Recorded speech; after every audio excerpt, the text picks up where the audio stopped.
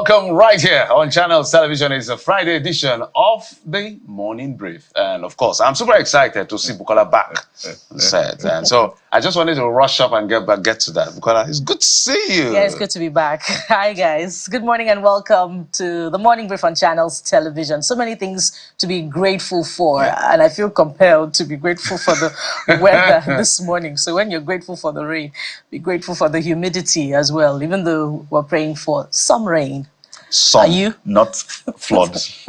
Not floods. Yeah, she said some. Just take note, Providence. Without cloud seeding. Absolutely, just little. And I need to say two things, Bukola. One, your absence yesterday. You know, there wasn't much color. Oh, I brought the color back. Wait, now let me land on my. Okay. I'm building up the poem. I wrote something for you. Where are you rushing? Murife, where are you running? You know, right? There was a lack of color. It felt brutish. And okay, that's all. Welcome back. Welcome. It's good to have you. You're more poetic than that, Cardi, but I'll take that. But I'm quite emotional this morning. Yeah. So welcome back. And I'm sure you watched the show yesterday. We actually advised you against it. Did you watch the show? Thou shalt not lie. Okay, when did you log on or turn on your television? I don't know which way you watch. At what time were you watching the show? She was meant to be on so bed rest. What do we have? Wait, let's start what do we have on the program today? We're starting with Times Square in New York. We're starting with transparency. We're starting with Times Square in New York. Bukola, don't run away. When did you turn on your TV or stream the show yesterday?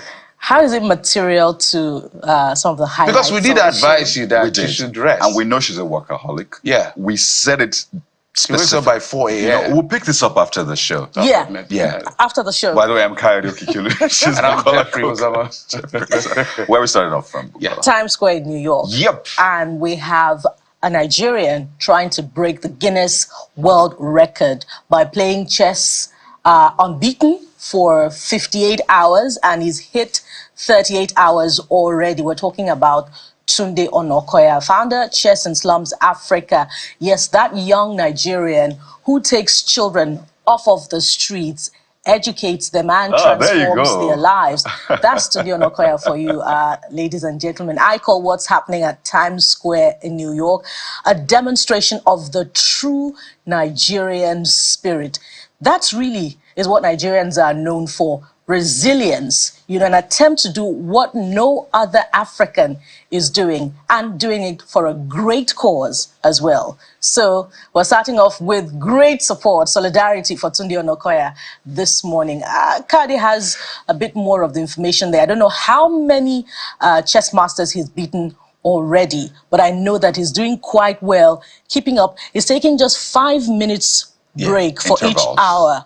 Yes, and he's handed over his devices. I saw that post to his manager. So all correspondence goes to his manager. And he's doing this also to raise funds for the education of, you know, children around the club using chess, you know, as a starting point. Yeah, it's just brilliant to see. Mind-blowing, I must say. 38 hours. For context, that is more than 1 day. So he's been up for over a day, not just watching movies, right? Not just playing video games.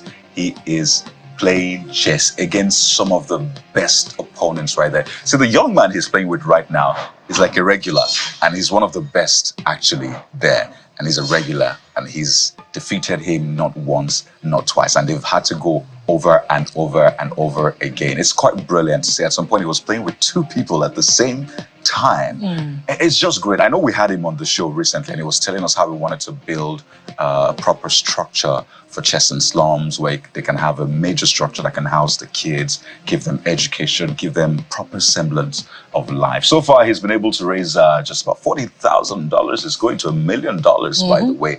And I mean, you can donate to his cause. But guys, this is phenomenal. It's absolutely brilliant. When I thought about it, I was just asking myself, how do you just wake up and say, I'm going to keep winning people for about 3 days? That's the audacious Nigerian spirit. I don't know. He didn't care about who he's going to play with, who is coming through. Look, if you're up for this game, I'm ready for you. So that's Tunde Onokoya. Great guy. He's been beating them back and forth, 38 hours down the line, and we're all rooting for him. I've seen governors I've seen businessmen, I've seen leaders cheering and supporting. Now, it's not just cheering and supporting. There's a reason for this. It's not just for entertainment, as we said. It's not just doing it to break a record, but it's about the children in the slum, and he wants to raise $1 million from the record we have. That's like a blitz right there. Yeah. You can see the speed with which you're playing. Oh boy, is that? Yeah. And that's real. That's real. That's real. So you have to move, tap, move, tap, move, So- tap. By the way, I should just mention this guy's name, the person he's been playing with. His name, Sean Martinez. Is a I think I've seen the chess guy coach. before. Yes, they've played over 100 times. And so we have to give kudos to this guy And as well. has anyone won, by the way? Some of us Tunde has been defeating him. He's So been the defeating goal him. is Feel to like- play for 58 hours. undefeated. Undefeated. And no one has defeated him yet. Come on, still not He's still not He has a whole 200 million That's- Nigerian strength. That's what I was saying. You just wake up and say, I'm going to beat anybody that comes through. Come So on. all of these guys are telling themselves, wow, what's going on here? What's This going on Nigerian here? guy. Undefeated. This is a true representation of the Nigerian spirit, the African spirit. Very audacious, very brave, very bold, going for the goal. As I was saying, look, it's not just about the entertainment. Please, if you can support him, support him. $1 million is still a long journey for him. He's done about 40 or so thousand. $40,000, yeah. So that's a long way to go. It doesn't matter how little the money is, because what this guy does is incredible. He comes to the slums of Lagos and he just picks these children, identify that unique talent in them, trying to lead them on the right path through chess and education. So it's a combination of both, and it's a very amazing venture that anyone who is discerning and appreciative of a great future for our children should support. So, Tunde, I know you can't hear us. You're focusing on the game so you don't lose, but we're here for you, man. Go kill it. Go do it. We're watching. At the end of today, he would have done the 48 hours. 48 hours. So he's left with about, it should be about 10 hours. So Yes, by 8 p.m. today or thereabouts. Tomorrow. Well, that would tomorrow, be tomorrow. Yeah. tomorrow So 8 p.m. let's say No, not 8 p.m. Early tomorrow Early morning. tomorrow Like, morning, yes. 2 a.m. 2 a.m., yes. 3 2 a.m. a.m. tomorrow. Yes. You should be able to round it off. So, I should just say again to Boy. commend Sean Martinez, the person he's been playing with, because he's literally keeping him through as well. Over 100 games they played together. And you saw they switched from But Sean blitz. Martinez is not the first person he's played with, right? He's So I played think he actually started with Sean Martinez, or he was one of the first people he played with from scratch. Then other people came, then Sean Martinez came back, and then they've been going at this back and forth. It's brilliant. We're saying because I Omoyele could have Sowore. sworn that I I've think seen it's the just beating- faces yes. change Yes. over the last Yeah, over time. 30 I think Shore hours is or so. is in America. Yeah, Shores visited. Yes, Adekunle Gold, the yes. Nigerian ambassador in the US, the consulates, they visited lots of Nigerians. Guess what? There's a hype man there on I see. scene, playing Nigerian music, doing the usual So hype. there's a lot of things It's a going lot. on. And people are saying, how is Tunde not distracted? Because chess for a lot of people is you have to Concentration. It's about but there's a strategy. lot of noise. He's taking selfies during breaks. He's doing videos to Nigerians. I think showing he's done gratitude, one yeah. to Nigeria. Just amazing. So we're wishing you the very best. We know you will break it. So go So ahead. anyone who is right there in New York, or if you're around New York, New Jersey, the neighboring states around New York, just stop by. Come on. That looks. Stop by. Oh, Tell him. and Nigerians have been doing Yeah. that. The groundswell of support is not just online in Just Nigeria everywhere. from governors, and I saw former president as well, but also from Nigerians in the United States. They've come around, they've rallied around him, they've supported him, they've taken pictures. And I mean, again, that's the true Nigerian spirit, and that's amazing to see. So well done, Tunde Onokoya. We're looking forward to hosting you yet again after you've broken that Guinness World Record. So And what do we raise that have? money. Yeah. More importantly, raise that the money. money. $1 million. So go ahead and support him. What do we have on the show today, Bukola? Oh, a bumper package.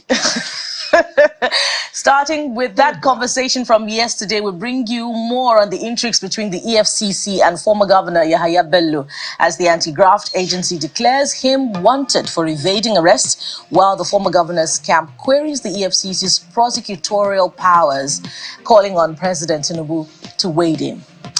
And what next, Jeffrey? Exactly. Now, tips on self-defense. What do you do when you are in a fix and all you can rely on is your fight or flight response? Well, we're changing the game today. How about we bring you some self-defense tips with the martial arts trainer and fitness coach? Who knows, it may come in handy one day. You may never know where you're traveling to or where you're around and somebody wants to mess up with you.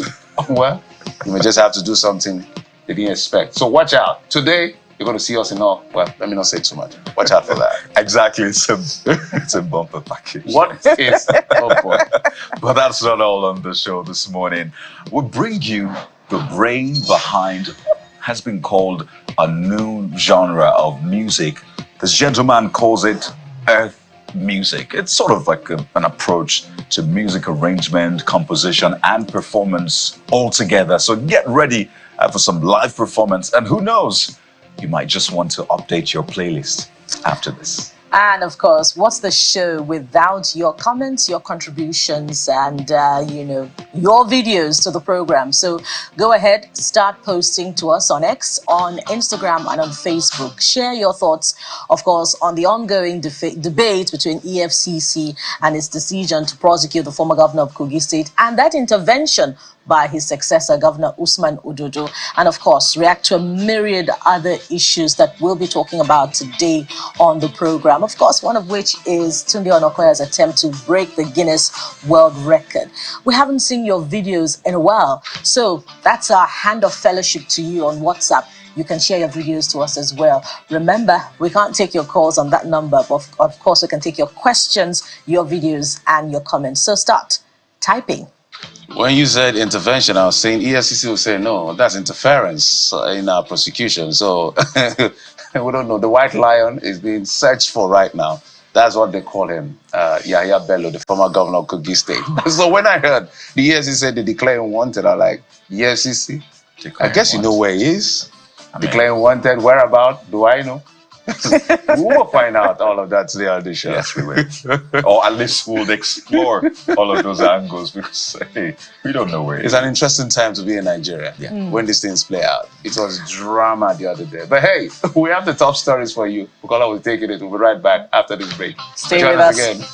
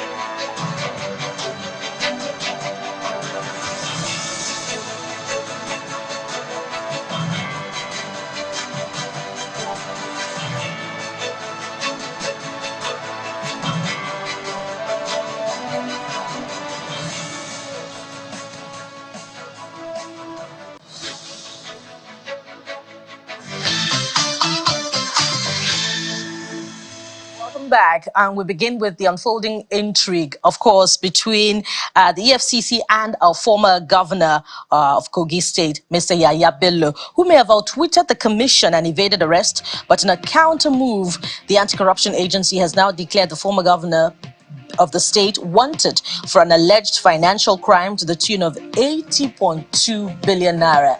The FCC, in a post across its social media pages, calls on those with vital information about Mr. Bello's whereabouts to reach the commission or the police. The declaration is the latest in what could now be described as a cat and mouse drama between Mr. Bello and the anti-corruption agency, which has vowed to ensure that he faces trial.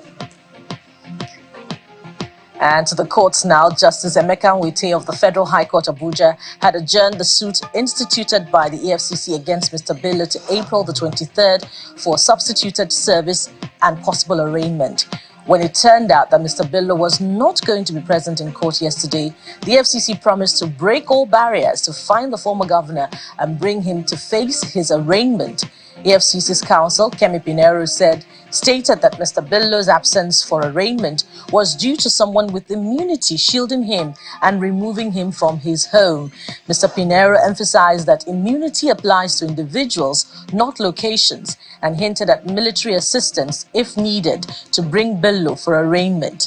In response, Yahaya Bello's counsel, Abdul Wahab Mohammed, cited a court order preventing EFCC from arresting or arraigning Bello, part of a fundamental rights suit where EFCC was involved and has appealed.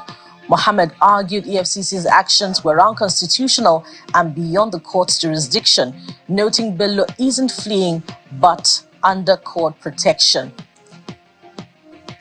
In the meantime, the media office of the embattled former governor of Kogi State is accusing the EFCC of adjusting the charge against Yahaya Bello to read 80 billion naira, and that the money was now not stolen in February 2016.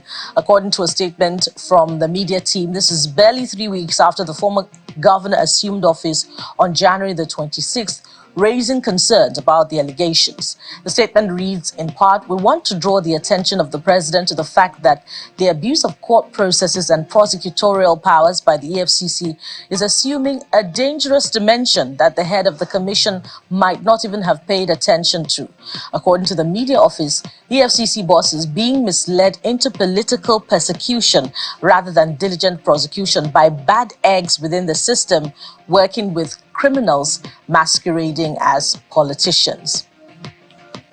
And more from the Commission. In the meantime, the Attorney General of the Federation and Minister of Justice, Mr. Lateef Fagbemi, has expressed concerns over the obstruction of the EFCC in its efforts to perform its statutory duty.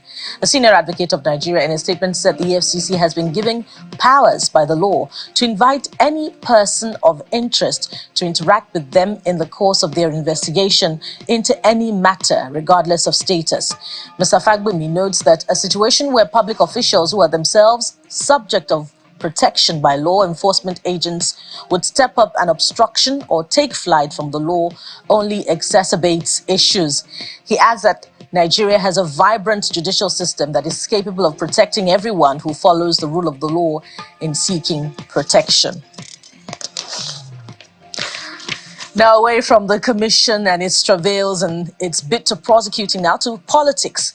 The highest decision-making body of the People's Democratic Party, that's the PDP, that's the National Executive Committee, has been unable to make a decision on a substantive national chairman for the party at its 98th meeting in Abuja.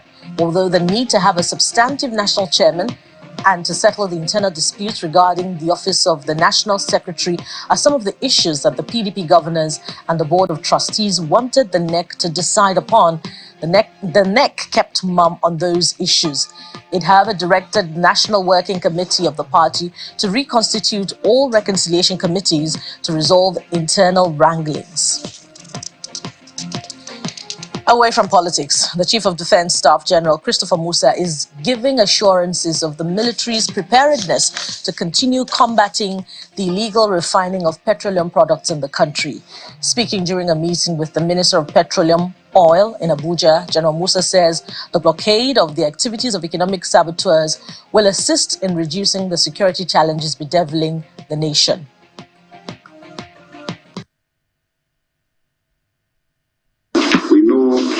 All the challenges that we're facing, some of them directly, some of them indirectly, but to assure you that the armed forces of Nigeria are fully in support of you and your ministry, and will continue to provide the necessary support to ensure that the country benefits from the God-given resources that we have. I know there are a lot of challenges here and there, but together I know we'll succeed and we'll succeed. And I want to congratulate you for so far since you came in. Things are looking very, very positive. There's lots of improvements within the area. A lot of the issues we're having challenges with the illegal refineries, the pollution of the environment, and all these things have gone drastically down, and production is going up. This is a show that you are really hitting the ground running, and that we want to appeal to all Nigerians to join hands together with you and security forces to ensure that we secure whatever it is that God has given us. Today, oil sells for over 90. The Minister of State for Petroleum Resources, Oil, Mr. Heineken Lupobiri, on his part, believes the quickest way to solving the nation's economic challenges is through sustained oil production. For over $90, dollars per barrel. And if we ramp up production and we reduce the level of oil tax and pipeline marginalization, we'll be able to raise the requisite money to be able to fund not only our budget, take care of our forest problems, and then ensure that we stabilize our economy as a country. There's no country in the world that doesn't prioritize security and investment, in its oil assets. The Federal Competition and Consumer Protection Commission, FCCPC, has sealed 4 used supermarkets, formerly known as Amigo Supermarket, a major retail outlet in Abuja, over sharp practices by the management and staff. The store was sealed during the FCCPC's enforcement exercise in parts of the nation's capital. The leader of the enforcement team, Mr. Adamu Abdullahi, who is the acting executive vice chairman of the agency, says the commission understands the significant financial strain rising prices are placing on Nigerian households, and steps are being taken to address this issue. And to other stories now, President Bola Tinubu has given approval for an extensive census to be carried out on all schools across the country, an approach aimed at establishing a national education data system and overhauling the education system in the country. A statement by his special advisor on media and publicity, Ajuri Ngilali, says the census will, among other things, enable the government know the conditions and live-in facilities of all schools in the country, their proximity to one another, and educational infrastructure. It will also provide government the data of all teachers, their qualifications, and the training support they have received, as well as data of all students from primary to tertiary level. And now to the economy. The International Monetary Fund, IMF, has projected a slight increase in Nigeria's debt to GDP ratio, which is expected to reach 46.6% in 2024 from 46.3% in 2023. The IMF, which made this known during the ongoing spring meetings in Washington, D.C., says the rise suggests increased borrowing potentially for infrastructure and social programs, or to counter economic shocks. Speaking about the global economy, the IMF said it has shown remarkable resilience and appears headed for a soft landing. According to the managing director of IMF, Kristalina Georgieva, while inflation has fallen, it remains above target in many countries, as she calls on government across the world to rebuild buffers and revive medium-term growth. And outside our shores, Kenya's military chief, General Francis Omondi Ogola, has died after a military helicopter crashed in the west of the country, as according to the president.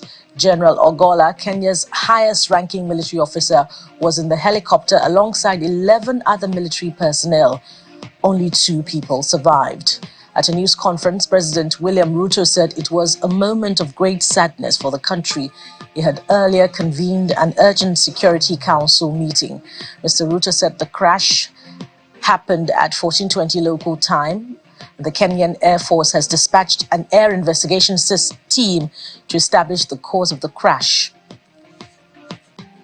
Sad one there, and may his soul rest in peace, alongside that of others that departed during that crash. From the sports scene, the Minister of Sports, Senator John Eno, has assured Nigerian football fans that the senior men's national team, that's the Super Eagles, would have a new coach in the next 1 or 2 weeks. Senator Eno, in an exclusive interview on Channels Television Sports Tonight, said the first responsibility of getting a coach lies with the government, which he says is conscious and mindful that the next qualifiers come in June. The Super Eagles have been without a substantive coach following the expiration of the contract of Joseph Peseiro after the Africa Cup of Nations in February, where the team finished as runners-up.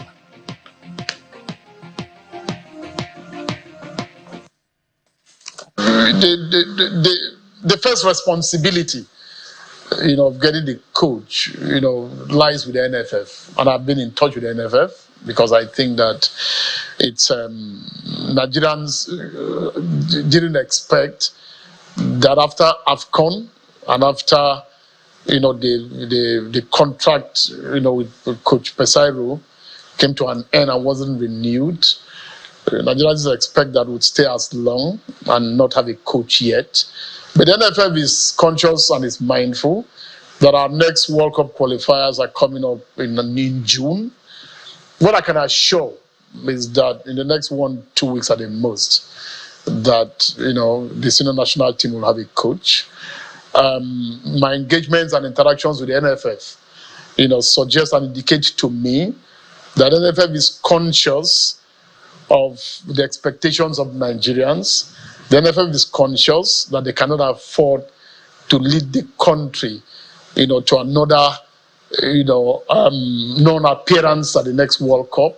The NFF knows what Nigerian football lost not being at the last, World Cup, and they're working very hard, to make sure that it doesn't happen anymore. Yeah, interesting development there. The important thing is to get a coach that will sustain the gains made already by the Super Eagles. So what are some of the things that you're saying to the big stories? Jeffrey joins me now for a review of some of your thoughts to the main stories. Hi, Jeffrey. Bukola, good to see you again after all. I have to welcome you back on this set yet again. People have been saying a lot, and we're going to run through all of them.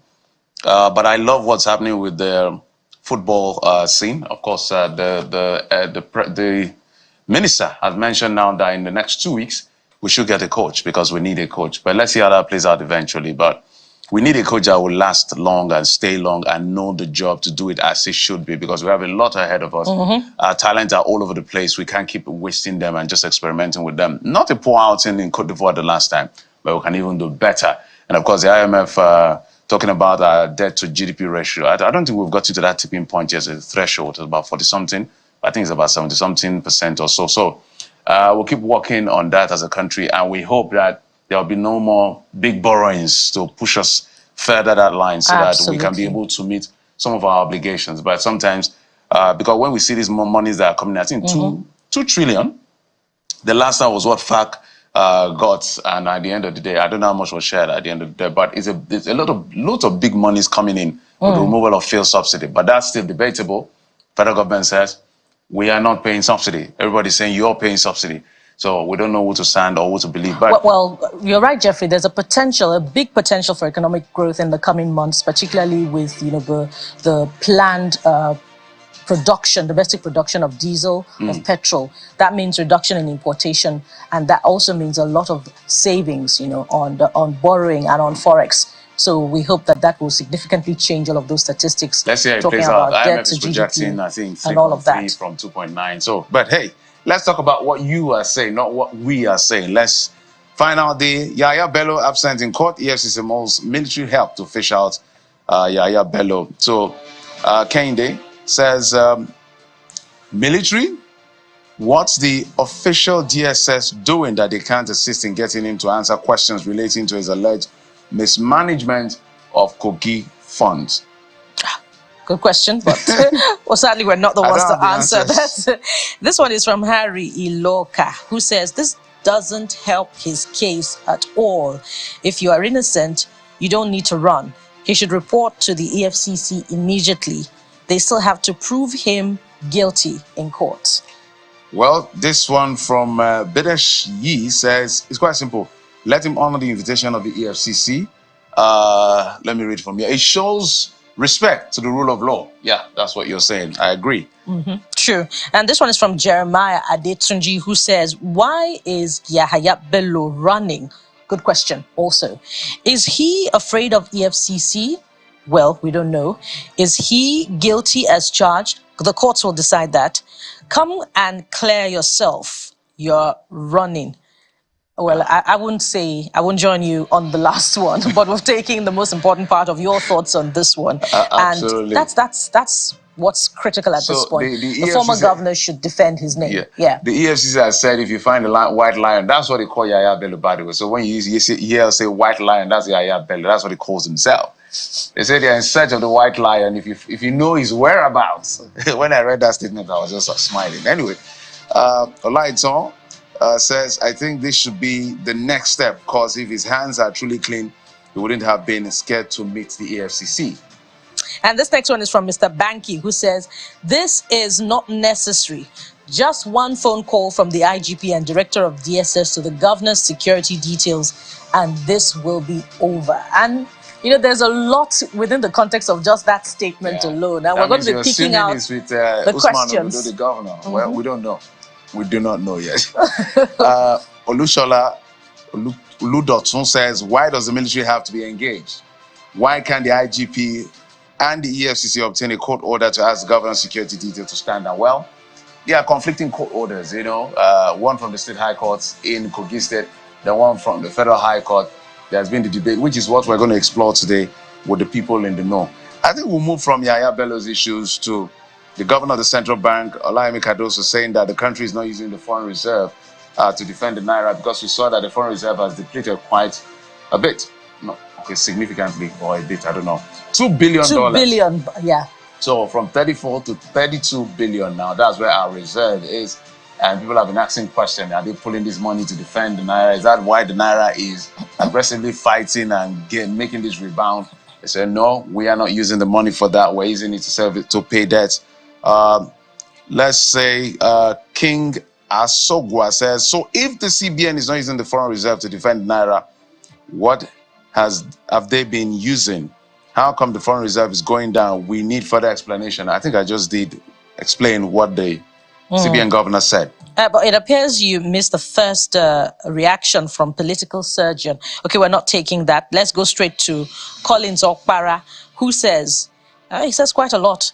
Well, I'll run through them. These reassurances from the CBN governor about Nigeria's declining foreign reserves are utterly inadequate and fail to address the root causes of the problem.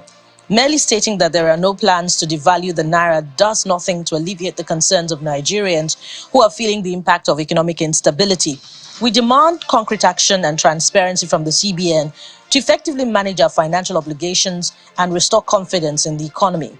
Hashtag CBN. So we're grateful to the CBN for this clarification, but there's more, that will support the spirit of accountability, which is tell us exactly where the finances are coming from that they're using to defend the naira as intervention if it's not coming from the foreign reserve. So where is it coming from? They'll tell you that with the interest rate, if you want to get FPIs or FDI, just increase your interest rate. And you see that in treasury bills and some of the interest rate rates. Because if I'm making more money by putting money in something, I'm going to put that money. So sometimes these explanations are coming from FPI. But Mr. Cardoso and his team have that explanation to do. Let's go to the Jagaban of Lagos. All we want is the appreciation of the naira against the dollar. Foreign reserves of a country does not directly translate to overall well-being of a country. That's your position, Mr. Jagaban of Lagos, Adola Michael. Well, away from that now to another talking point, which is what we started with Tunde Onokoya on 58 hours marathon of playing chess. And you're saying quite a lot. Let's start with Ayodeji Kayode, who says, we're waiting to receive his success story. Naija no dey carry last. Absolutely. We are just rooting for you, Tunde. So we keep saying this as much as possible. Miss_DJ says, wow, that's some serious skill and determination. Keep going, champion. It wins for all of us. Yes, indeed. Bami Bowale says, the look on his face shows he's tired and reaching breaking point. I pray that God gives him the strength to pull through. Well, it looks like we're seeing differently, because he looks strong. That guy is not slowing down. If you ready to go on to the next game. He's a very calm, quiet, simple, easygoing guy. So, well, that Edo boy says, dude is a great guy. What he does for those kids is legendary. Indeed, truly legendary. On to the next talking point. Do we have time for that, yes, Jeffrey? And I think we do. This one is on the FCCPC sales for you supermarket in Abuja over on fair prices. And the first reaction is from King Dave, who says, this is highly commendable. That's it. A lot of supermarkets here in Abuja are extorting and exploiting their customers, selling at really high prices. Please, branches of a certain supermarket, I wonder if it would be ideal to mention the name of that supermarket, should be checked as well. But all supermarkets really should be checked nationwide, not just in Abuja. So the activities of the FCCPC should go round. Yeah, we commend them. We had a conversation with the executive director, I think, or the DG, and he did say that they're going to swoop to action. So we advised and we said, look, not just supermarket, let's go to open markets. How much capacity do you as FCCPC, that name quite long, it's a mouthful for me. How much of a needle can this move? Because they are complaining of gouging and all of that. So, but we hope that at the end of the day, they do the needful to ensure that prices come down. For the people who are artificially increasing price, they should get to them. But the people who are genuinely watching the market to keep prices at where they should keep, please let there be no victimization. So it's fairness we're asking for on everyone. And there's an approach that the supermarkets are deploying now, taking the price tags off of the products. And if you must and there's know an explanation the price, to that. You go and scan it. Shouldn't customers be guided? Well, they say or is this an approach at gouging? Yes, they say they said that FCCPC says it's illegal, but the people are saying at the volatile points, because of the volatility of the price, morning, evening, prices are changing, so they needed to do all of that. Anyway, the FCCPC will sort that out with them. That's what we can take from the trending at the moment. We'll now go to our first conversation about just watch what will happen. Join us again. We'll be right back.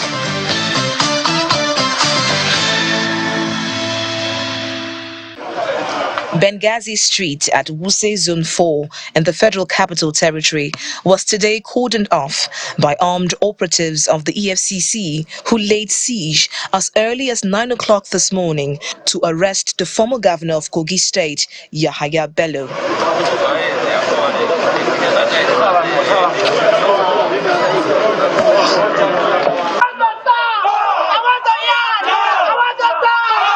Loyalists and aides of the former governor, including police officers, are seen mounting a resistance, forcing operatives of the EFCC to mount watch a few meters away.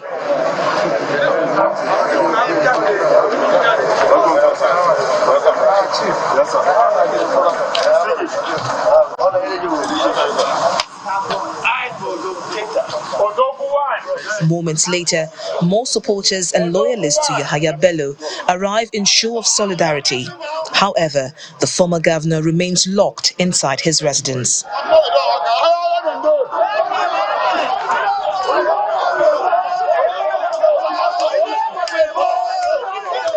With the EFCC still mounting watch, hours later, the current governor of Kogi State, Usman Ododo, arrives to the cheer of supporters.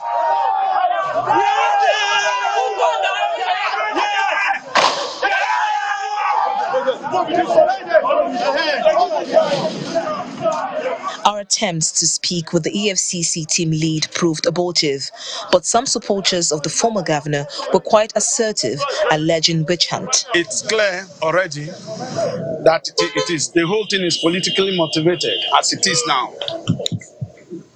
You can see it. Every normal human being can interpret what is happening now. The former governor just paid a visit to Mr. President just a day before yesterday, and today this attack came. It's clear. You can read it.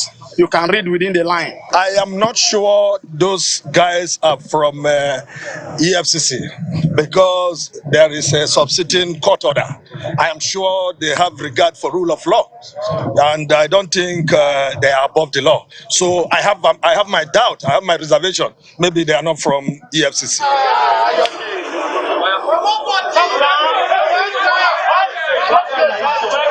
Finally, Governor Usman Ododo departs the premises after about 5 hours of the EFCC officials' wait.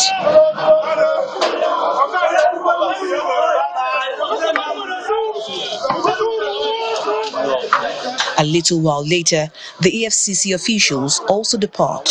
It's been 7 hours since the operatives of the EFCC laid siege here at the premises of the former governor of Kogi State, Mr. Yahaya Bello. The EFCC operatives have now left the premises without the former governor in their custody. Meanwhile, there are several court documents that have emerged, while the High Court in Lokoja has issued a restraining order on the EFCC as it concerns arresting the former governor. A federal high court in Abuja has granted the EFCC an arrest warrant for the former governor preparatory to his arraignment. Victoria Longjon for Channels Television News.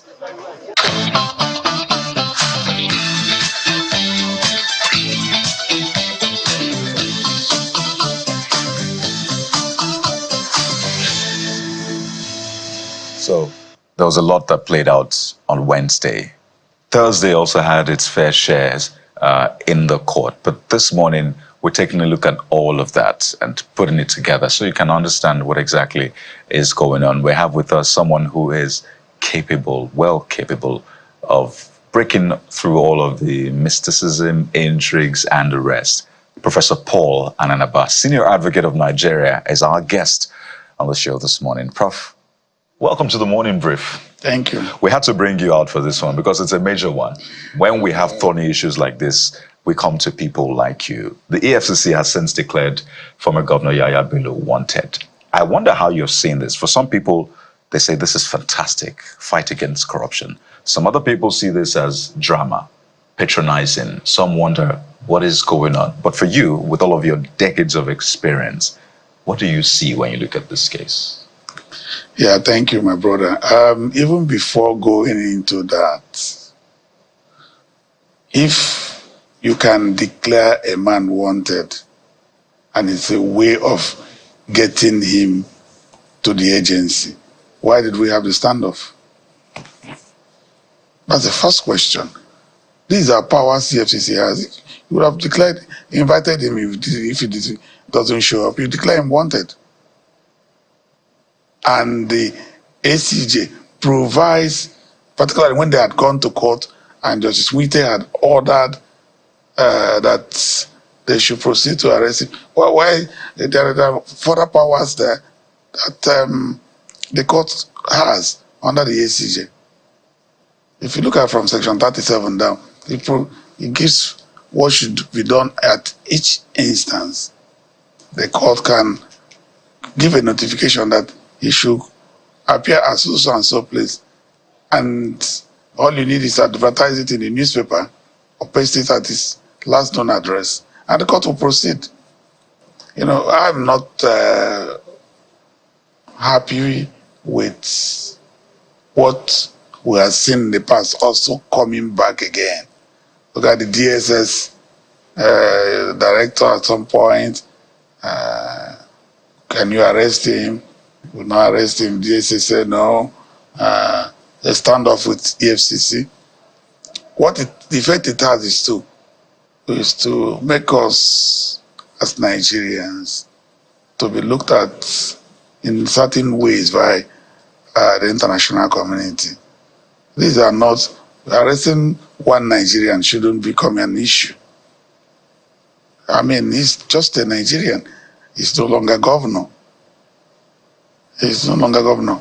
If we spend all these resources and time to arrest one person, how will we make progress in the fight against corruption? And I don't see why a person who just left governance as a governor a few weeks or months ago, if you want him, he should be able to appear. But there are questions to answer. He should be the first to walk down to EFCC and say, you want me, I'm here. By fire share. Yes. That's the standard. And he's still in Nigeria until today. You could come up like the former governor of Ekiti said, and say, you don't need any standoff, I'm here. What are the allegations you have against me? I will answer them. I think that's what we should be doing. Why do you think this standoff happened? Because what you've explained look quite simple. Yes. You send an invitation, say, gentlemen, we have some things that you need to provide clarity for. Come to our office. Why do you think the EFCC had to go this way? That there had to be a standoff for almost 10 hours? Well, I don't work in the agency. I'm looking at it as a Nigerian. I'm looking at beyond what has been playing out. I am a Nigerian, and I have friends and colleagues across the world who will ask me, what's going on in your country? That's where I'm coming from. And I'm saying that a security agency like EFCC, with all the powers they have, we don't need to be having standoffs. People in Nigeria must obey the law, and the agency itself must carry out its operations within the law. Once that is happening, we won't be having all this type of standoff. Do you suspect that maybe they suspected that he may not show up? Or I'm just trying to look at the very real. I'm not working in the agency. I'm saying that I have not heard from any of the parties, from what I've seen, that the man has traveled out of the country. He's still in Nigeria. Is he going to move like by his spirit? He's still within Nigeria. A patriotic Nigerian, even if he's in the US and gets to hear that, or any part of the world, EFCC wants me to come and answer for certain issues or allegations, we'll enter the aircraft the following day and come back to Nigeria and say, what are the issues?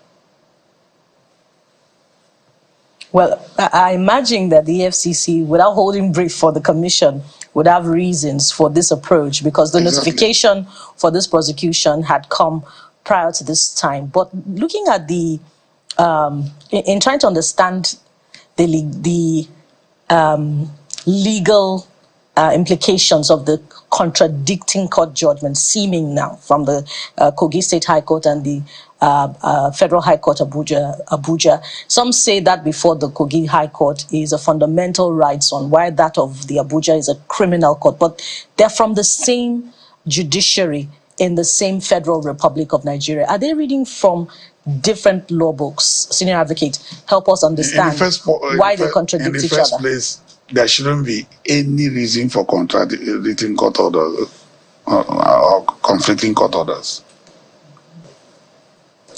Each judge decides a matter based on facts before the judge. And the position of the law is clear. The courts do not order that. That position has been made clear over time. A court ought not to stop the police or EFCC from investigation, whether you are immune or not. Immunity doesn't cover investigation. It covers prosecution, arrest and prosecution. So, I mean, if that is the case, why will a court then begin to say, don't arrest this person? Now, why won't a public officer answer to charges? Arrest is different from investigation and not invitation. So to that extent, I don't see what EFCC has done wrong. I don't see that. What is not, I'm not comfortable with is what is, when you say you now want to effect arrest, even if that order is wrong, it's still an order of court. I'm aware that that is being challenged on appeal. Now, I don't believe in the distinction of this is a criminal trial, this is a fundamental right action. Fundamental right action actually ought to take precedence over criminal proceeding because it's directly constitutional. It is a procedure under the Constitution directly. It's not a procedure, it's not a contract and tort and all that. Okay. So the point I'm making is, I think in Nigeria, we don't need this, immunization. We'll talk about drugs immunization. We need patriotic nationalism immunization. We should take enough dose of it and become more patriotic. If you know that an agency or government invites you and that they will be professional in handling the matter, won't you go there? Do you need to be compelled? You get an invitation, you appear and say, yes, I was invited, I'm here. That's the point I'm making. And we must reduce it to that LCM. We've had a vice president in Nigeria say, well, I will waive my immunity on this issue. Let's get to it. We should get to that level. These displays of two security agencies, this is not the first time. That's the point I'm making. What if there was no maturity at the standoff, particularly with people milling around all the place? What if there was no maturity and there's actually violence and all that? We can avoid that. It looks like each of the agencies or bodies involved in this, they have their own fair share of, things they could have done better. You've mentioned the EFCC. You've mentioned even the Yahaya Bello party himself. You've mentioned even the courts. Exactly. And the judges. Exactly. And now security agencies. You saw shots being fired in the air. That's the point I'm making. That's why I got to the point that what if there was no maturity and shots, each group starts firing shots? Those guns are not for display. So and I'm saying that Nigerians live around there. Those who live around, if your house is next to that house, how will you get into that house? Assuming you also have emergency. Maybe people are in your house and somebody's sick. Or the shots and what's going on, people are fainting. What will happen? So we should avoid certain things. That's the point I'm making. Right. It's quite interesting. We saw this happen with former governor Imo State, Roger Okorocha. Yeah, exactly. He was arrested eventually. His was 6 hours standoff, thereabouts. It's also interesting to note that this is not the first former governor of Kogi State that's been declared wanted by the EFCC. We've had a former governor now also declared wanted. And I'd like you to speak to what is now becoming a trend. Because we had people now saying, oh, it shouldn't just be the only one being investigated. There are other former governors who should be on that list. So is this becoming a trend now where you have executives at some point now being investigated? You'd expect that they will be the ones above board. Yes, they are innocent. The electorate is part of it. The electoral system is part of it. People, you can predict to a large extent. You are in the media, you will hear people say, you hear the records of people and they still find themselves into public space. And yes, the people are voted into office. How have we worked in such a way as to checkmate people? But there are laws guiding the conduct of these people in office. Exactly. And when people leave office, what is the success rate of prosecution? That is what is emboldening people, or some people, in the way they go. The courts must be at their best. The prosecution, the legal profession itself, so that people who have abused office, taken away public funds and all that, do not go scot-free. By the time our legal regulatory framework is strong, nobody will tell anybody not to do the wrong thing.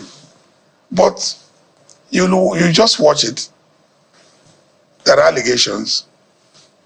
1 week, 2 weeks, there's a hype about prosecution. The ban, in this case, we're talking about 80 billion.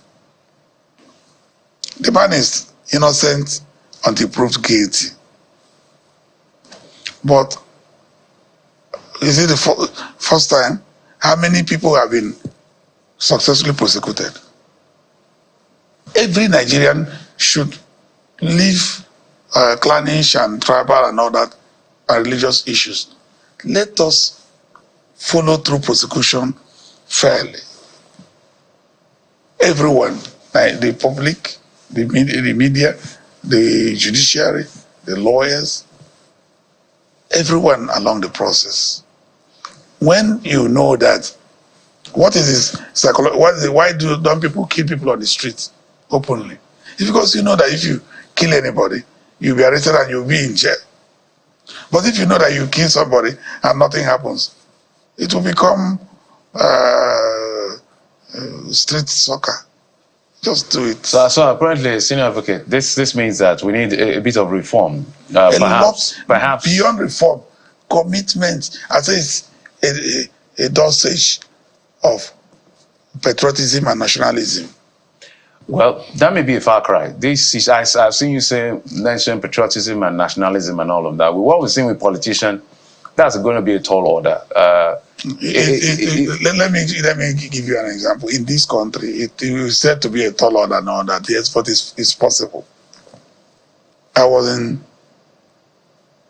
secondary. Okay, I was in university, early days of university. When I'm just citing an example, we had war against the discipline in Nigeria. Nigerians suddenly began to behave in a global standard. It's not a tall order, it is doable. Nigerians will go to Republic of Benin here and be controlled by Whistle. Nigerians go to the UK, US, and other countries, South Africa, and they behave well. Okay, Senior, where I'm going with my question, because the reason I say these are behavioral things. We're talking about 80 billion, and there are other ex-governors and ex-public officials who have been alleged to steal way more than that. In fact, there was a time it used to be million. Now, if you're caught stealing million, it's like you didn't steal well. It should be in billion. That's what it looks like. Then EFCC comes after you and all of that. We have a situation on our hand. The EFCC against Yahaya Bello. And they are saying they've declared him wanted. They may involve the military and all of that. What does that leave every one of us right now? You know, the point I'm making is that that was what led to the ACJ, which is the Administrative Criminal Justice Act.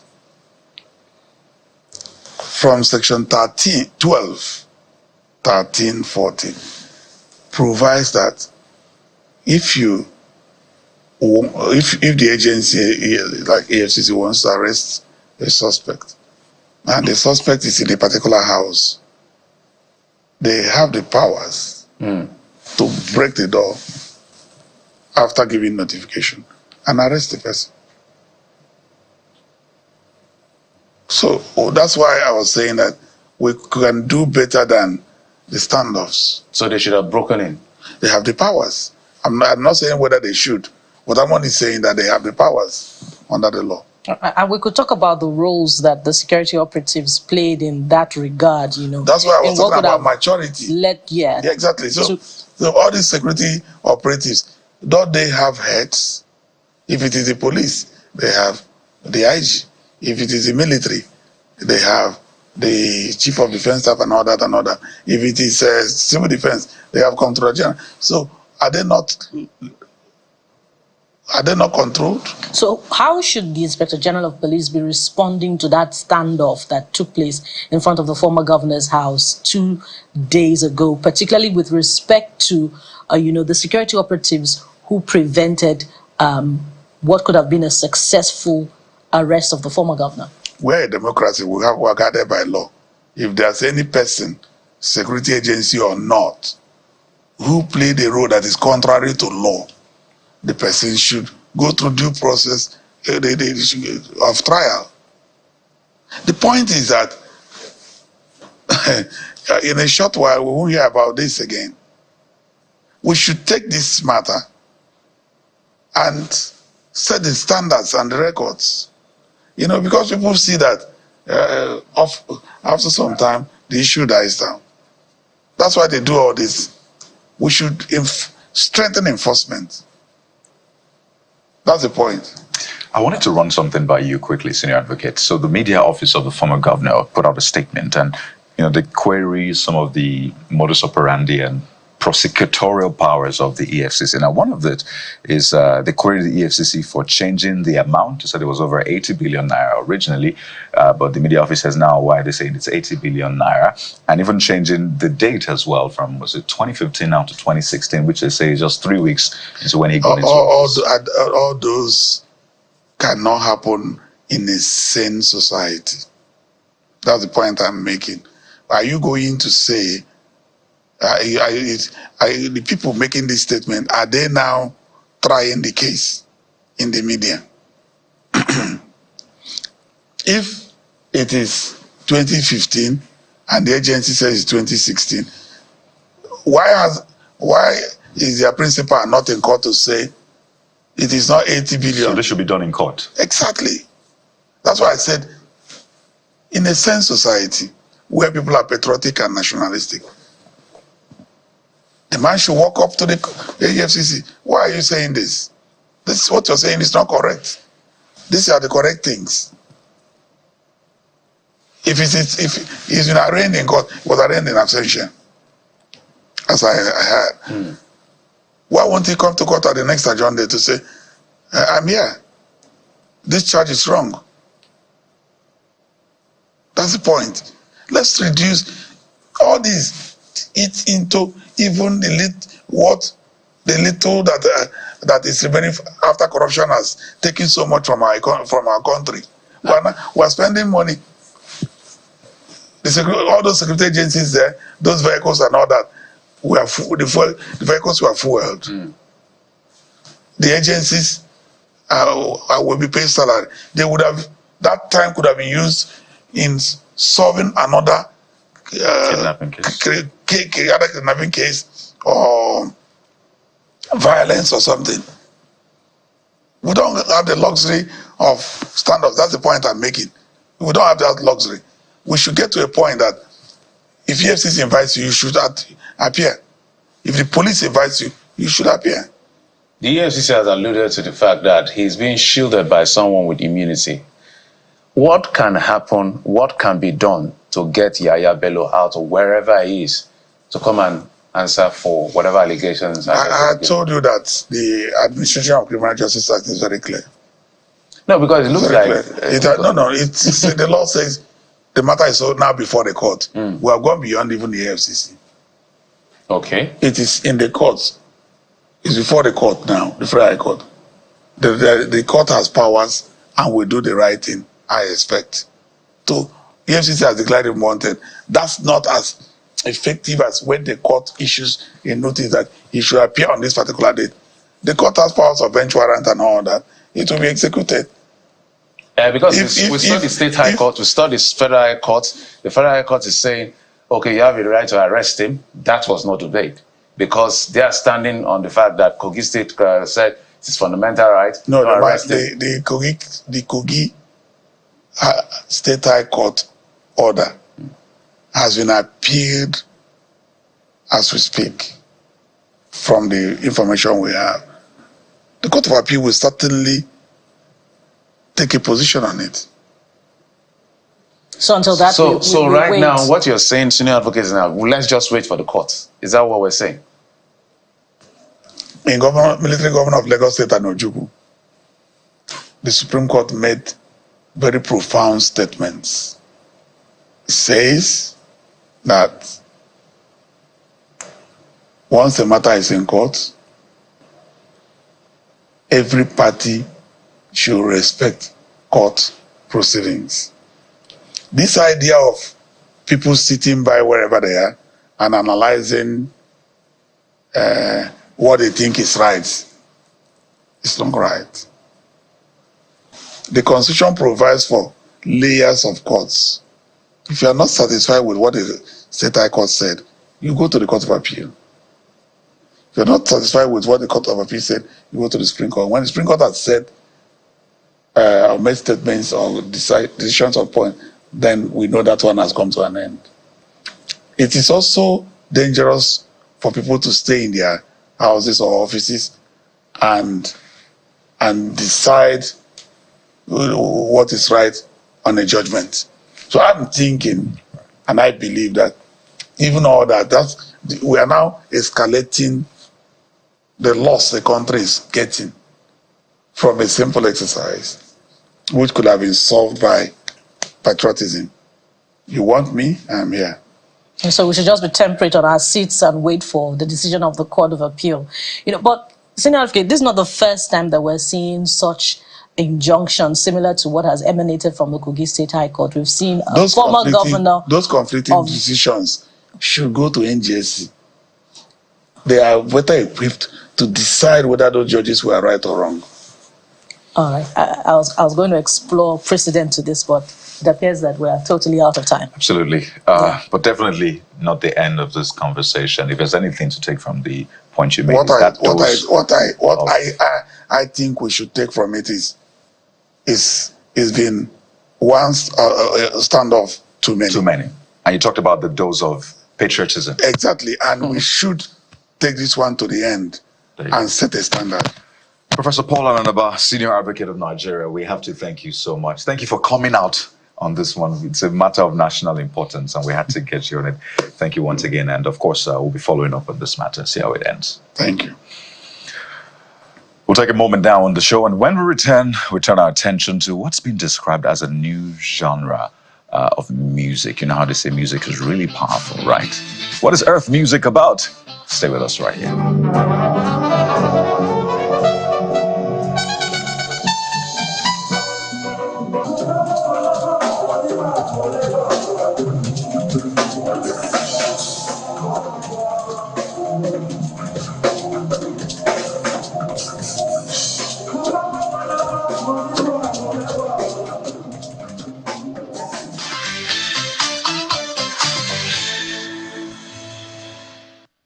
Welcome back. It's now time for us to talk music. And of course, you see that gentleman right there is right here in the studio, Itukubong, music artist and saxophonist, many things you are.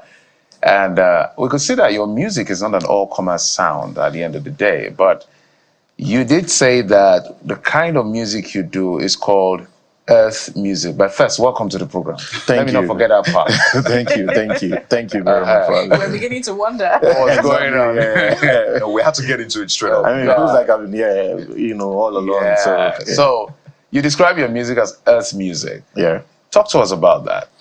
I mean, for me, Earth music is a genre of music I created, and first of its kind, although with the influence of jazz music, iLive, Akombi, funk, soul. Without soul, maybe you tell them what Akombi is. I know what Akombi is, but Akombi, I mean, the Ibibio people are. That's our style. Ibibio, Efik as well. So basically, the Akwa Ibomites, and the Cross Rivers. Yeah. So it's like abacha. Earth music is like a salad. Yes, I mean, like mix of all of this influences and elements and from different styles of music, different styles of music.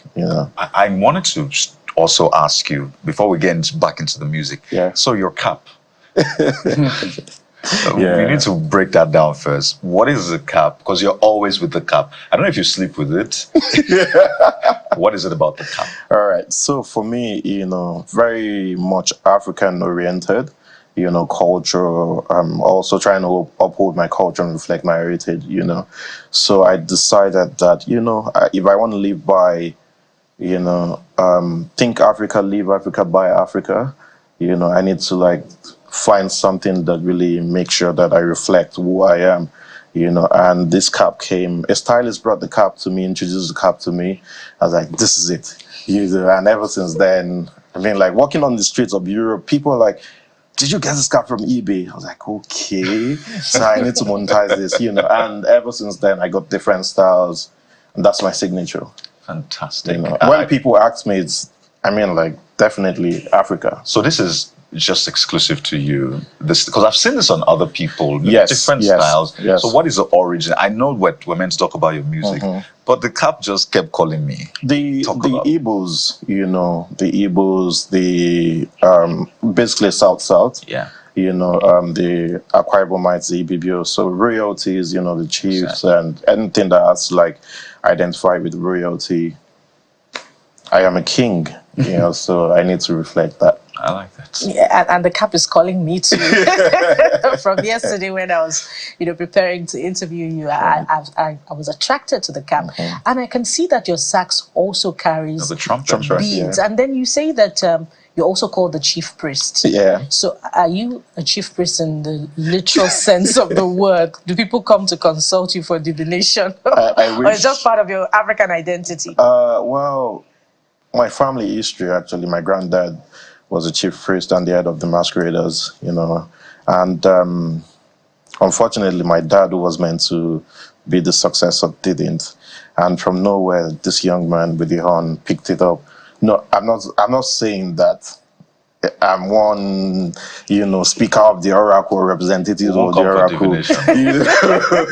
But yes, I mean, people call me chief priest because, Africa, a young man leading and talking about consciousness, Africa, how the world should see Africa, the authenticity, the true story of Africa and the education of Africa, so they call me chief priest, call me Odudu. Odudu means powers. I mean, all sort of beautiful names that I identify with and that resonates with me. So The carry on the on, Go ahead. like you said, this was inspired by Kwame Nkrumah. When I Okay. visited Ghana, I needed to be where he was, the museum and all that. And I also saw this on Fela's saxophone as Yeah. well a while ago. And so, okay, for me to remember Kwame Nkrumah paying homage to more like the pilgrimage, where he was being buried and all that, I made this in Ghana.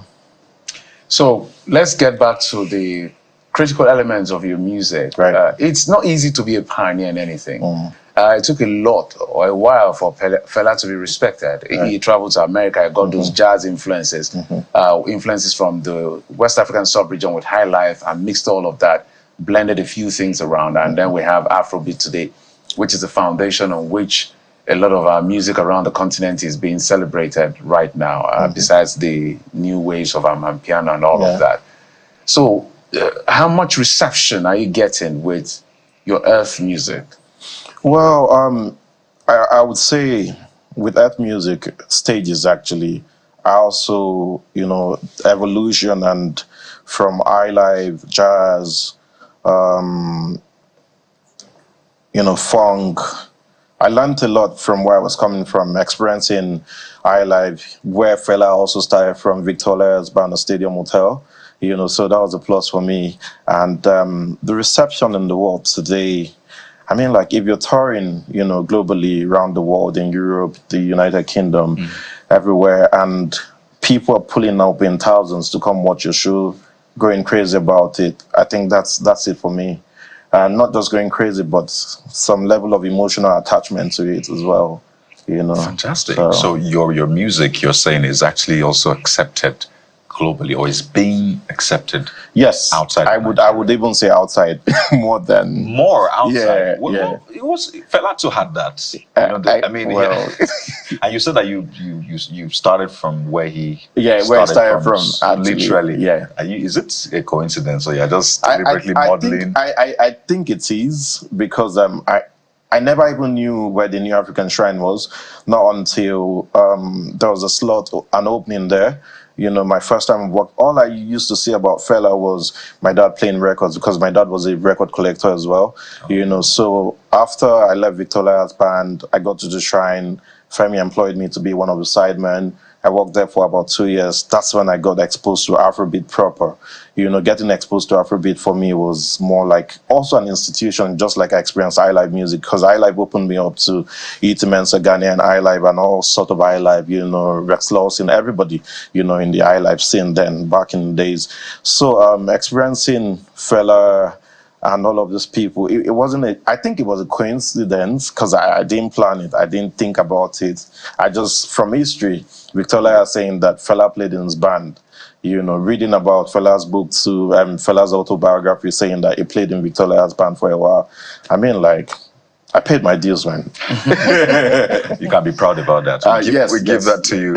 At some point, we'll still get to hear you do your thing. Right. But I want to speak about what you're planning now, or at least what you're doing, because as Jeffrey said, it can be tough to want to start something, really. So talk to us about what it feels like, earth music. What does it feel like? Because I listened to it and it felt like there was a structure to it one moment, and it seemed like there was no structure to it another moment, but it looked like amidst all of the beautiful chaos, there was a common thread, and I could see the way you just build it up from all of your performance and the rest. So walk us through your creative process. I mean, most of the time my compositions are based around the happenings around us, especially my perspective and how I feel.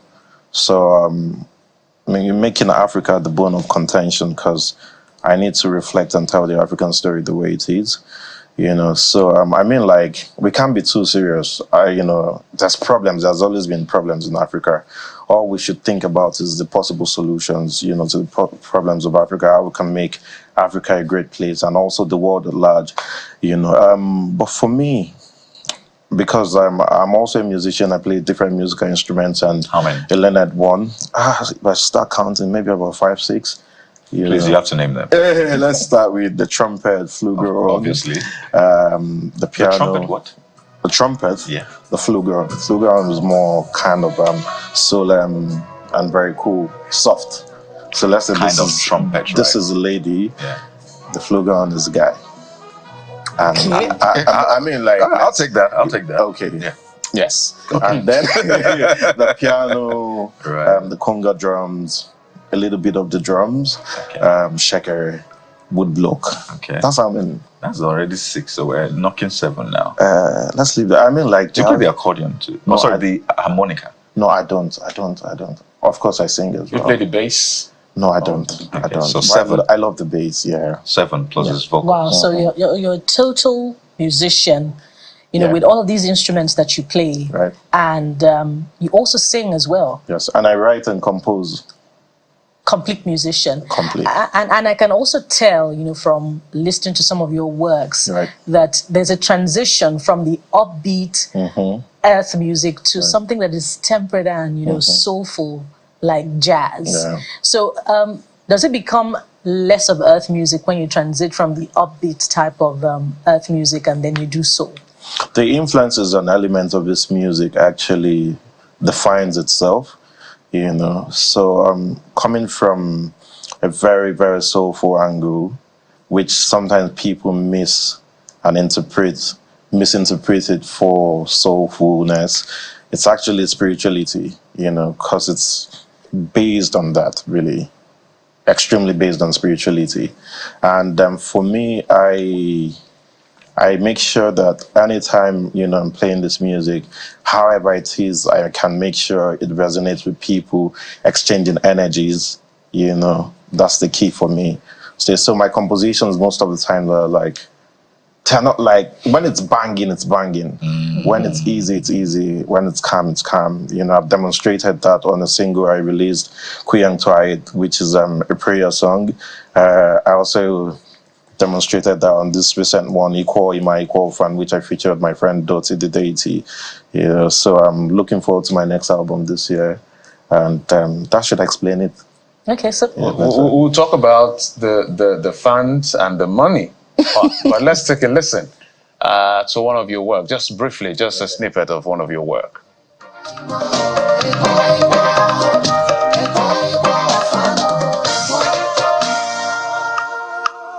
ọ̀rẹ́ mi èbí láti kékeré láti ṣọ̀rẹ́ bọ̀ ìwà.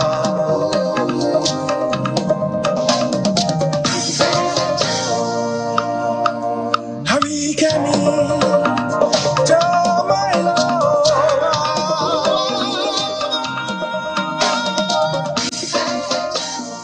Oh, ṣebí we be friends before.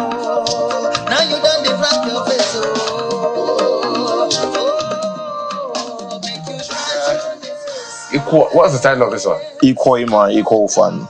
Song of does it love, song of friendship. Amazing. So, who are your audience? Because we're talking back when that music was playing. That we want to experiment something. I'm going to try it. Yeah. Let's see how it plays out. I hope it comes out well. You should. Who are your fans? Well, my fans are very intentional people. I know the Gen Z are part of them. Oh, I know, really? yeah, the working class. I mean, I have a spot in Lagos called the Truth Village where I commune 2 times a week, every Wednesday night and Sunday night. And you see all sort of people, students, you see working class. I think those are the set of people. Even my nephew who's 14, 15, is so crazy about the Truth Village. He just wants to be there whenever it is they have a break.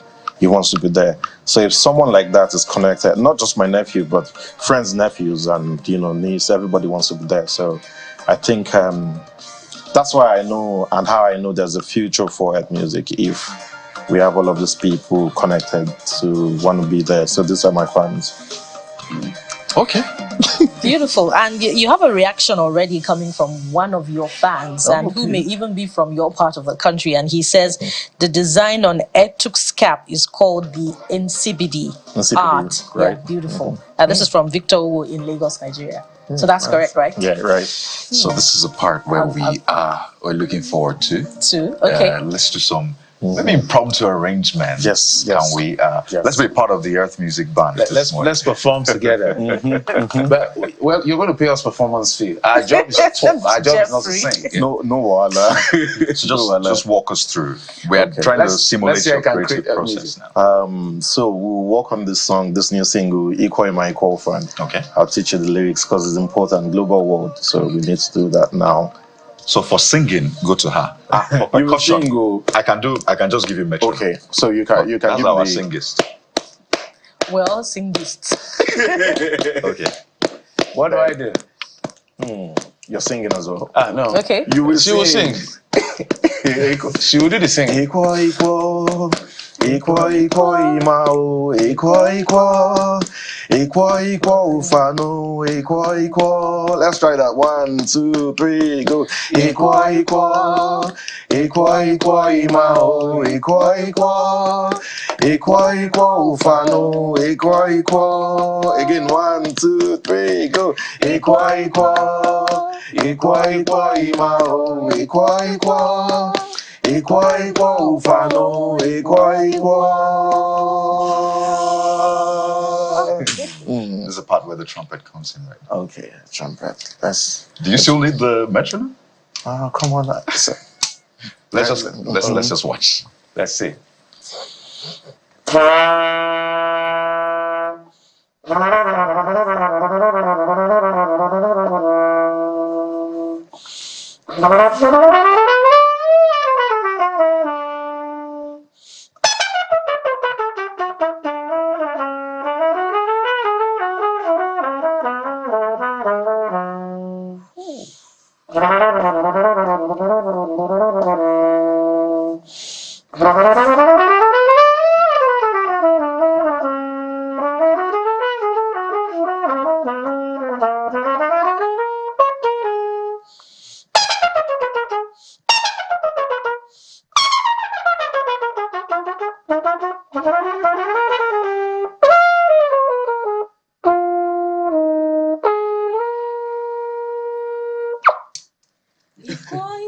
Should we go back to Equal? Why did you stop, please? Okay. What's going on? See you at the Truth Village. I mean, look at the goosebumps on my. I'm for real. Seriously. I have friends who played the trumpet when I was in Port Harcourt. And I know Nathaniel Bassi also plays the trumpet. Tell me how tasking is it to pull off this? Because I'm sure if you give all of us this thing to blow, we will blow it, but whether or not we will blow is another thing. Whether it's something will come out. Whether the sound will come out. If you understand the technique, then it's fine. You first start with trying to pass the air, get the air out of your mouth, straight line. Then the first thing afterwards, you go to the mouthpiece to produce a sound from the mouthpiece. If you can produce a sound off this mouthpiece, you're good. You're good. What was the name of a piece you played earlier? Just came freestyle. out. Yeah. That was beautiful, I must say. It was amazing, and Thank you it so complemented the Ikwa that you taught us. And that's why I was going to go back to the chorus, but the guys didn't let Truth me. Village. Yes, Truth Village. Okay, Wednesdays And Sundays. Yeah. And then your album is coming out this year. Yes. What's it called? No, I won't tell you. Okay, we won't tell anybody. Okay. Not yet. But something everybody knows. There you go. Yes. Okay. They'll be shocked actually. Like, oh, we didn't see this coming, but it got us. Do you have like features that on the album? Faves, or is just your? For now, I won't disclose that too. Yeah. But don't worry, we won't tell anybody. Who do you like to work with? Like in the ecosystem, in this ecosystem, who do you like to work with? A lot of people. Burna Boy is on my list. Why Burna? Because I also resonate with his philosophy and the things he talks about. You know how passionate he is about the society too. You know, so people who are more concerned about the world, you know, I tend to like be in line with those people, you know.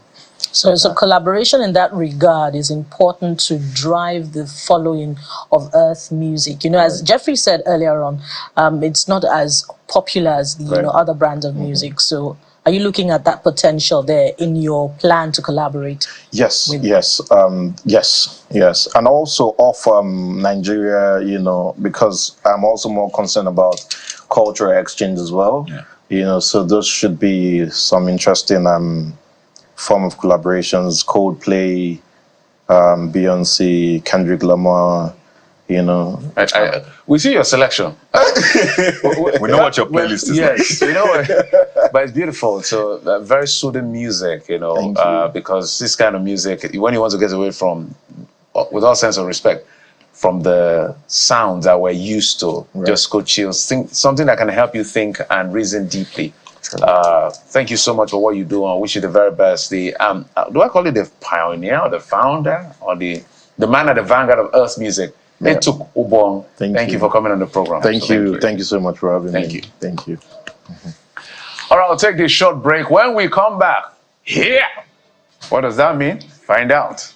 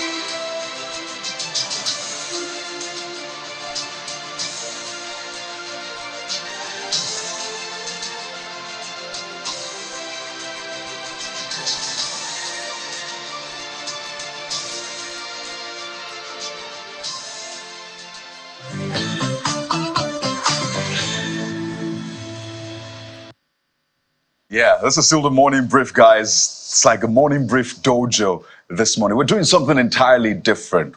We're paying attention to not just fitness, but self-defense. I mean, who knows? These things might just come in handy. And to walk us through all of that this morning is our coach, Lawrence Abo. He is fitness instructor and self-defense trainer. Lawrence, it's good to have you on the morning brief. Thank you very much. It's good to So you are sensei now. Good to have you on the program. Thank you. I imagine that's a term, sensei. Oh, yes. We'll call you the coach. Yes. So talk to us. First, why is this important? Okay. Self-defense, well, not just self-defense, including fitness. Fitness is very, very important for every single individual. Yeah. You understand? You need to be able to protect yourself out there. It's getting really scary. You understand? Not just that. Everybody needs to learn a form of self-defense. Do you understand? You need to be able to protect yourself. You need to be able to stand for yourself in case anything happens. You understand? So, yeah, on a daily basis, you need fitness. You need fitness to get up from your chair. Yeah. You understand? As basic as that. Wow. Get up from your chair, use the toilet, do whatever you want to do. You need fitness, you need self-defense. It is very, very important for every single person to learn a form of self. You know, Mr. Agua, it's a no-brainer, really, particularly within the context of the Nigerian society now, where insecurity is rife. You know, but how much value is self-defense component, placed on the service that you offer, particularly by security agents, private security firms, and people generally, knowing that self-defense is important? Okay, now, knowing that self-defense is very, very important, everybody, I think as of late, people are starting to involve more in self-defense. Yeah. You understand? Formerly, it wasn't like this. Formerly, people didn't really pay attention to it. But now, because of the insecurity issues, you understand, the security and everybody needs it. So everybody is very into it now. People are jumping into it. Formerly, when you're putting on your gear, like you don't have what to do. That's why you're doing it. But now they see the importance. People see the importance of fitness and self-defense. So everybody is jumping into it. So a quick explainer here before we get into the, I won't say acrobatics. So what we're putting on right now is called? It's called a gi. A gi. Yes. And it's like the official uniform? This is the official uniform of karate. Of karate. Right, yes. Which is what I specialize in. That's what I specialize. Okay. So what is karate at the heart of it? We have our own, by the way, our own martial arts here in Nigeria, which we'll get into in the coming days once we get a trainer, right? But talk to us, what is karate? What are the rules of karate? What gave birth to karate? Okay. Karate came out of, there are different types of karate, first of all. Yeah. Right? There's Ganryu, there's Shitoryu, let me not... It's okay. It's okay. We love it. All right. So, karate came as a form of, first of all, it started as just pure people learning how to defend themselves. You understand? They just learn how to not take punches. Yeah. Let's learn how to stay away from trouble. You understand? Then in the early 1980s, people started putting it into competitions. You understand? Like universities would do university games, and karate was also a part of it. It got to a point karate was taken away from it because they felt it was too dangerous. Right. People couldn't people would hurt themselves. People would kill. Actually, people died that time. So karate was now watered down. You understand? So there was you're fighting, but you're not really, no contact, sort of. Okay. It was just taking points. Yeah. Oh, yeah, I can get this. Oh, I can go to your belly and all of that. But it was too soft. You understand? So you have to find a balance. You have to find a balance. You have to create a balance. So that's why we now have those many types of karate that we have. You understand? Some of them, okay, the one I practice is called Shotokan karate. What is that? Shotokan? Shotokan, that's just the name, right? He originated from Okinawa. Right. Yeah, in Japan. Yes. Okay. So you are, I know there are different levels. We're going to get into it, but I just want a lot of people to know where you're coming from. So I know there are different belts. Oh, yes, there are different belts. So it starts from white, right? The white belt. Yes. So we're white belts. Yes. And then, this is blue belt. Okay. I like to call it my ceremonial belt. Right. Yes. So there is white, there is yellow, there's orange, there's blue, there's purple, right? And then before you get to brown, and then there's black. The blacks go different types. There's first one black, second black, third black. What are you? What color are you? Oh, first black. Wow. My first blank. Oh, so those colors come with hierarchy. Yes. It's called. Okay. It's like yes, it's an hierarchy. Yeah. Do you understand? So if you don't call it black, you call it Dan. Okay. So it's like first Dan, second Dan, third Dan. Fantastic. That's So should we get into it? Oh, So you're a big guy as far as karate is concerned. So you're senior. We'll keep our distance. So what do you want to show us today? Okay, so for today, I'd like to do I want to incorporate fitness to it, right? So more like an aerobic, right? But we're doing kickboxing aerobic. Okay, so we'll just do it without music. Let's just imagine the music in our head and just do it without music, if that's possible. Okay then. Yeah, sure. Okay, so we'll do some fitness and then you walk us through some self-defense tips, basically. Okay. All right, so, no problem. what do we call you, by the way? Call me Sensei. Sensei. Not master. No, not master. So at what point do we bow? First off, fit together, like this. Yeah, Make a like V this. with your legs, hands beside you, and bow, right? Us. When you bow, you say us. Us. Okay. Yes. What does that mean?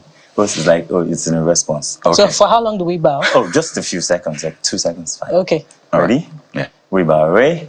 Us. No, you repeat. You have to say. Oh, okay. Okay. Ready? Yeah.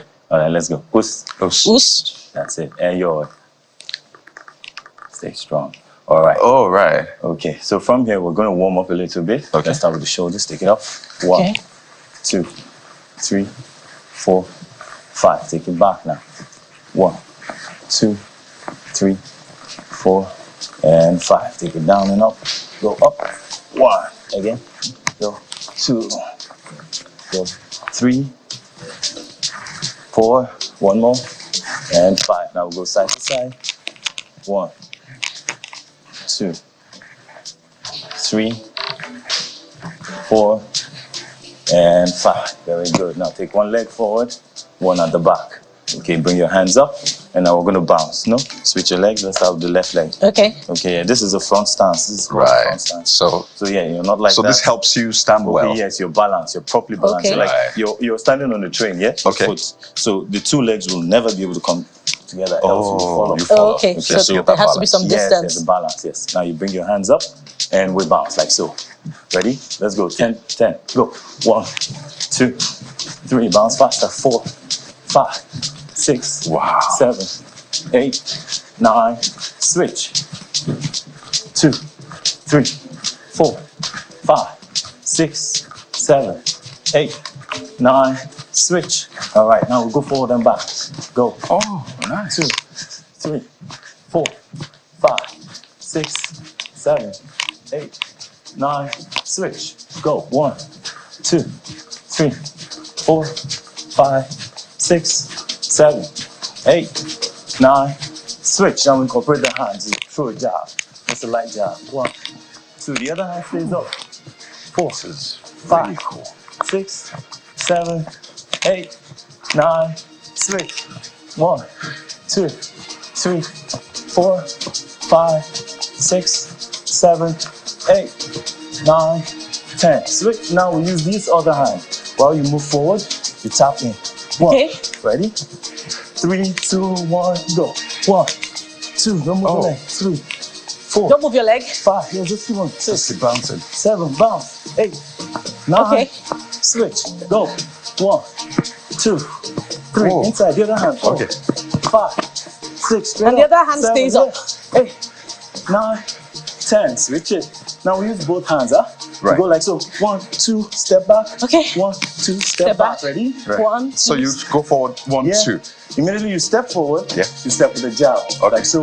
1 and finish 2. Right. Your back. Okay, Make that's sure it. your hands are up. Okay. You want to protect yourself. Always protect yourself. By the way, Okay. this is self-defense tips. It's not to go for street Yes, fighting or please. anything. Just for self-defense. All right. Ready? Yeah. Yeah. All right. 3, 2, 1, go. 1. Step back. Yes. 2. Go. And then you hold your hands up 3, for keep your hands self-defense. up. 4. Go. 5. Go. 6. 7. 8. 9. One more. Now switch. Ready? Yeah. Let's go. 1. Go. 2. Go. 3. Go. 4. Go. 5. Go. 6. Go. 7. Go. 8. Go. 9. One more. And 10, switch it down. I just want to ask a question. Okay. How early should you start learning self-defense? As early as 2 years. 2 years? Yes. So if you have a 2-year-old out there, you have. Everybody should learn self-defense. Everybody. Your kids need to be able to protect themselves when they're outside. When they're in school, you never can tell. It may come in handy. And for me, I'd like to ask, what value is there for self-defense, particularly for women who face rape? More often than not, the person that's assaulting the woman will be stronger in terms of physical strength because the man is always stronger. That fantastic one. To me, that's not always the case. Okay. There are certain women that are very, very strong, and a man will come up to them and get beaten. True. Yes. My wife is she's a testament to that. Good. She learned karate, so she can Now, here's the thing. Here's the thing. For every single woman, right? In order for you to be able to protect yourself outside, if you learn a form of self-defense, you should be able to tell where there are pressure points in the human body. Okay. Where just a touch will hurt you. All right? Just a touch. You don't need to hit really hard. Fantastic. A small touch will hurt you. So if you learn the pressure points, you can use that to your advantage. Okay, the pressure points on your assaulter. Yes, okay. On your assaulter. Okay. You understand? And one thing, learning any form of self-defense, be it karate, taekwondo, judo, whatever. One thing that will always teach you is self-control. I was going to get to that point. There's a lot of discipline in it. I like to talk about that first. Once you start a form of self-defense, right? You know all these things. You know that you can hurt someone really, really bad. You tend to control yourself. Also, there's something called a Budo passport, right? For us karatekas. Right. What's that? If it's like your ID. Oh. Do you understand? If you touch someone outside, even if the person is the one who assaulted you, but you know you know that in this situation you can avoid it, and you refuse to avoid an attack, will be withdrawn. Be withdrawn. Fantastic. So there's a lot of discipline to that. You have to be disciplined. So it's not an art to show off or beat people, rather. No, it's not. You don't use it to beat off people. You understand? You only use it when self-defense. Beautiful. When you need to defend yourself. I love this. Okay, now let's go back. We're going to use both legs and arms, right? Okay. For this move, we're raising the knees up one, just a little bit. Right? But you don't want to bring it inside. You want to take it out there. Okay. Ready? Take it out there. Yes. 3, 2, 1. Let's go. 10 times. 1. Again. 2. Go. 3. Go. 4. Go. 5. Go. 6. Go. Are your fists 7. clenched or your hands are Very they're clenched. 9. One more. 10. Switch it up. Let's go. 1, 2, 3, 4, 5, 6, 7, 8, 9. Switch it up. Now we kick. All right, we're doing a roundhouse kick. Let's see that. Kick, like so. Oh, that. Don't kick to that side. Kick to your opponent is in front of you. Okay, it's in front of me. So it goes round. And your fists are still clenched all the while. Okay. Ready? Yeah. Let's go 10 times. Go. 1. Round. 2. Go. 3. All right. Hold on. If you notice, I always twist my back leg when I want to kick the roundhouse kick. So it's like so. Boom. Then you bring it back. All right. Like this and then. Good. Okay. So use the hips. Beautiful. And kick. Ready? Okay. Let's do it 5 more times. Okay. Go. 1. Go. 2. Go. 3. 2 more. 4. One last one. Now switch. This is a test of fitness. Yes, it is. Ready? Yeah. Let's go. So twist it this way. Yes, just twist. Just a little twist. Right. Ready? Yeah. And go. 1. Go. 2. Go. 3. Go. 4. 5 more. Let's go. 4 more. 3 more. 2 more. One last one. Well done. Now where's Jeffrey when we need him? Now we're going to do both moves. We just finished this. Okay. And we're going to do this.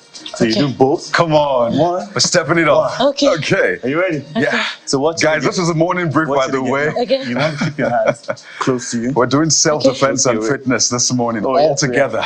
All right. Are we ready? Coach Lawrence Agbo is with us. Oh yes, Let's I do am. this. Let's go. Yeah. And 1. Like so, you drop it, finish this, drop, then kick. Okay, you drop it first before you kick. Oh yeah. Okay. Ready? Yeah. Okay. Your stance is not correct.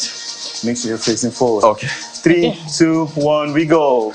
And 1. Again, go. And 2. Again, go. And 3. Go. 4. Go. 5. That's good. Go. 6. Control your breath. That's important. 7. Go. 8. 2 more. 9. Keep going. Keep going. I know you're tired. Now switch it up. Ready? Yeah. Let's go again. 1. Go. 2. Go. 3. Go. 4. Go. 5. Go. 6. Go. 7. Go. 8. 2 more.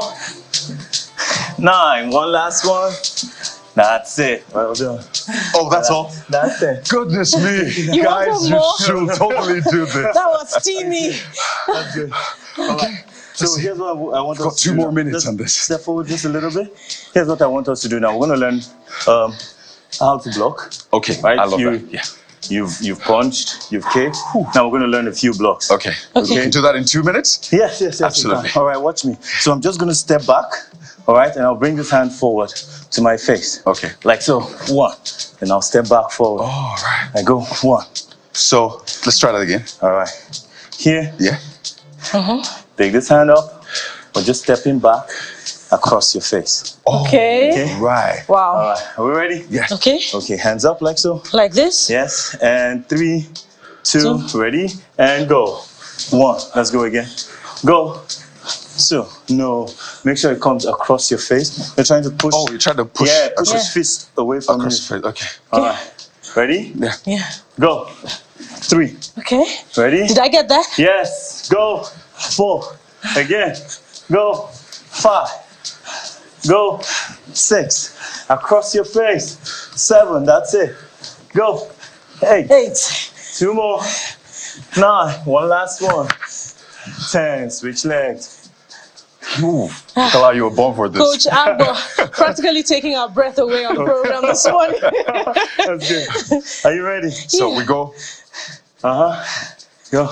then you use your left. Yeah. Okay. Ready? Then you to take your. Legs. Switch legs. Let's do this. All right. Switch legs. So you take it back and you block down. Okay. Okay. Yeah. Ready? Move forward a bit. Okay. 3, 2, 1, go. 10. Okay. Go. 9. Go. 8. 8. Go. 7. Go. 6. 5. 4. 3. 2. One Makes last sense. one. So protect your face. Yes. Well done. Relax. Then we go. I want us to do a little demo. Yeah. Just for a few seconds. Stay Okay. right in front of me. Left leg forward. Left leg forward. Right. Okay. Hands up. So you're going to throw a fist. Okay. Okay. You're going to throw that fist. That's to it. me. At you. Are you ready? Yes, I am. 3, 2, 1, and go. Boom. There you go. Throw it like you're trying to punch. Properly. Yeah, Okay. Throw it properly. Ready? Go. Boom. That's all you're doing. So you Okay. move back, give Yeah. yourself some space, and then Yeah. you block it. And then you block Ready? it. Let's Okay. go. Go again. Boom. Okay. Step in. Hit me. Boom. That's it. Oh, Again. okay. That was fast. Boom. Okay. Nice. Wow. So There you go. What you're doing. As simple as You have that. to learn to protect And it takes a lot of training. Oh, yes, it does. Where can we catch you, Coach? And a Lawrence lot of Agbo? boldness as well, Kadi. Yes, it does. Oh, yeah. Yeah. I mean, if I want to take this up, where can I catch you? Okay, you can get me at I am fit. Yeah. Ibrahim Adesanya. Right. At Aja. And we can learn all of Yeah, these you skills. can learn all of this. You meet Guys, And you can also supply everything, your social media handles as Oh well. yes. That's a You can quick and catch easy me on way. social media.